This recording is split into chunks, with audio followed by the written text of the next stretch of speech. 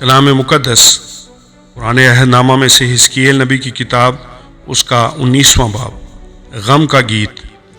اب تو اسرائیل کے امراء پر نوحہ کر اور کہہ، میری ماں کون تھی؟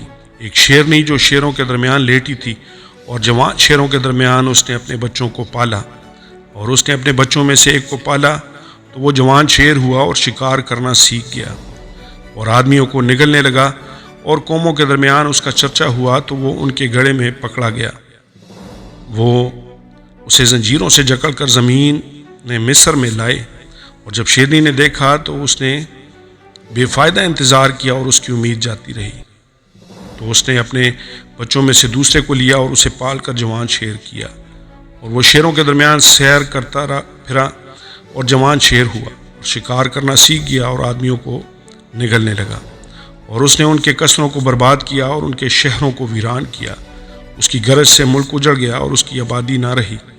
تب بہت سی قومیں تمام ممالک سے اس کی گھات میں بیٹھی، اور انہوں نے اس پر اپنا جال پھیلایا، وہ ان کے گڑھے میں پکڑا گیا، اور انہوں نے اسے زنجیروں سے جکڑ کر پنجرے میں ڈالا اور شاہ بابل کے پاس لے گئے۔ انہوں نے اسے قلعہ میں بند کیا تاکہ اس کی آواز اسرائیل کے پہاڑوں پر پھر سنی نہ جائے۔ تیری ماں اس طاق سے مشابہ تھی جو تیری مانند پانی کے کنارے لگائی گئی۔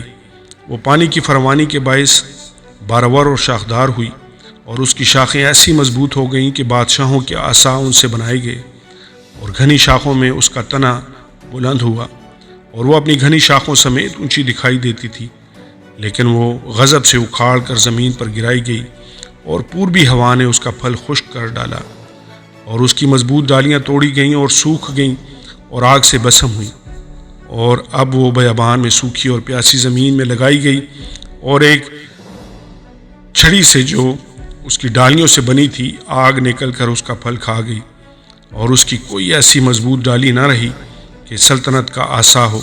یہ نوحہ ہے اور نوحہ کے لیے رہے گا۔ آمین اور آمین۔